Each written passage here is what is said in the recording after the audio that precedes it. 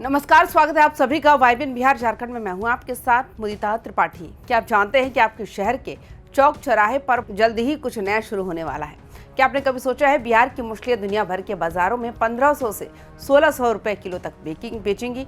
और क्या आप जानते हैं आपकी अपनी जीविका दीदियों के लिए सरकार ने कौन सा ऐसा बम्पर ऑफर निकाला है जिससे गांव-गांव में रोजगार की बाढ़ आ जाएगी? बिहार के पशु संसाधन मंत्री सुरेंद्र मेहता ने सूचना भवन में जो खुलासे किए हैं उसने पूरे राज्य के किसानों और मछुआरों में एक नई उम्मीद जगा दी है। पटना से लेकर पूर्णिया तक अब बिहार का श्वेत और नीला इंकलाब विदेशों तक पहुंचने वाला है। आखिर क्या है सरकार का फिश आउटलेट प्लान और कैसे एक लॉटरी आपकी किस्मत बदल सकती है?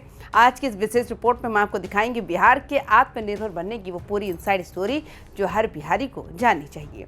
वीडियो को अंत तक जरूर देखिएगा क्योंकि आपकी कमाई से जुड़ी खबर है। दोस्तों, अब आपको ताज़ी और जिंदा मछली खरीदने के लिए दूर मंडियों के चक्कर नहीं काटने पड़ेंगे।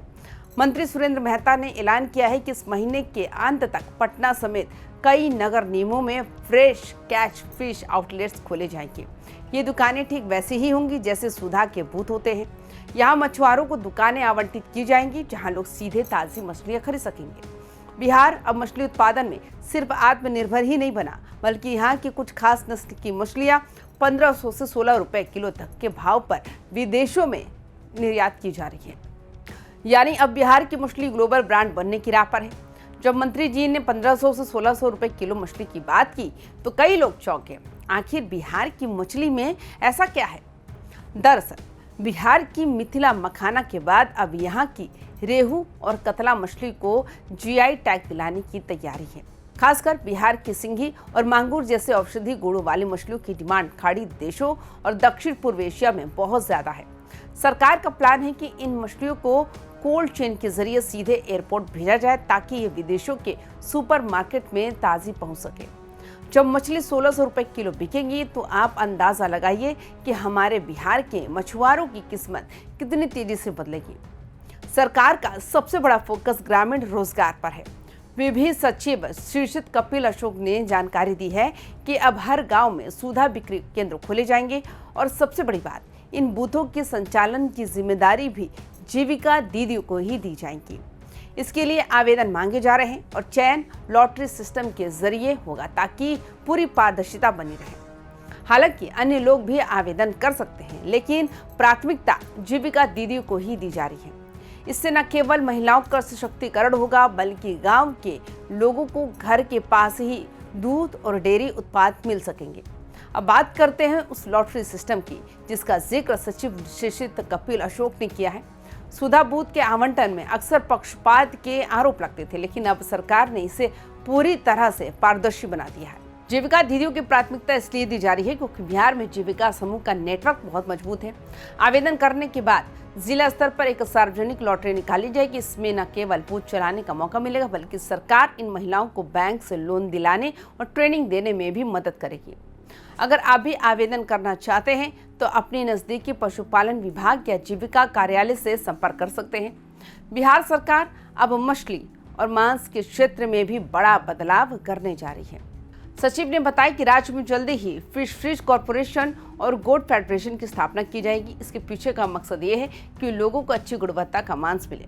इसके लिए क्यूसेक सिस्टम लागू किया जा रहा है। साथ ही मत्स्य पालन के क्षेत्र में एक इंटीग्रेटेड कमांड सेंटर बनाने का भी प्रयास चल रहा है। यानी पूरी मॉनिटरिंग हाईटेक तरीके से होगी जिससे किसानों को उनके उत्पाद की सही कीमत मिल सके और बिचौलियों का खेल खत्म हो सके। बिहार सरकार अब मछली पालन को सिर्फ तालाब तक सीमित नहीं रखना चाहती। विभाग अब एक इंटीग्रेटेड कमांड सेंटर बना रहा है। अब आप सोच रहे हैं आखिर इसका मतलब क्या है? आसान भाषा में समझे तो बस अब एक ही छत के नीचे मछली पालकों को बीज, चारा, बीमारी से बचाव की सलाह और बाजार की जानकारी मिलेगी। कमांड सेंटर के जरिए ये ट्रैक किया जाएगा कि किस जिले में कितनी मछली पैदा हो रही है और कहाँ डिमांड ज्यादा है। इससे मछलियों की बर्बादी कम होगी और किसानों को बाजार ढूंढने के लिए भटकना नहीं पड़ेगा। साथ ही गोट फेडरेशन के माध्यम से जो कियोस्क खुलेंगे वहां हाइजीनिक तरीके से कटा हुआ मांस मिलेगा जिससे शहरों में साफ सफाई भी बनी रहेगी। बात तो सिर्फ मछली की नहीं है, पशुपालन में भी बिहार अब देश का नेतृत्व करने वाला है। राष्ट्रीय गोकुल मिशन के तहत पूर्णिया में उन्नत नस्ल के सीमेन का उत्पादन बढ़ाया जा रहा है। अगले साल 15 से 20 लाख तक सॉर्टेड सीमेंट का उत्पादन शुरू हो जाएगा।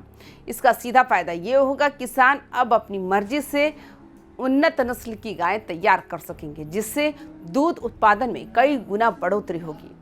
कॉम्फेड के प्रबंधन निदेशक समीर सौरभ भी इस मिशन में मजबूती से जुटे हैं, ताकि सुधा दूध का निर्यात बढ़ाकर किसानों को ज्यादा मुनाफा दिया जा सके। कुल मिलाकर देखें तो बिहार सरकार अब लोकल से ग्लोबल की ओर बढ़ रही है। दूध और दूध से बने उत्पादों का विदेशों में निर्यात शुरू होने से किसानों की जेब में ज्यादा पैसा आएगा। ताज़ी मछलियों के आउटलेट्स खुलने से मछुआरों को नया बाजार मिलेगा और आम जनता को शुद्ध सामान। ये योजनाएं दिखाती हैं बिहार अब सिर्फ खेती बाड़ी तक सीमित नहीं है, बल्कि एक बड़ा व्यापारिक हब बनने की ओर अग्रसर है। अब देखना यह है जमीनी स्तर पर ये आउटलेट्स कितनी जल्दी शुरू होते हैं। दुनिया भर में मछली एक्सपोर्ट के मामले में चीन और वियतनाम का दबदबा है, लेकिन बिहार के पास जो मीठे पानी का संसाधन है वो किसी के पास नहीं है। गंगा, गंडक और कोसी जैसी नदियों का पानी हमारी मछलियों को एक खास स्वाद देता है। मंत्री सुरेंद्र मेहता का ये विजन अगर धरातल पर उतरा तो बिहार बहुत जल्द फिशरी हब के रूप में उभरेगा।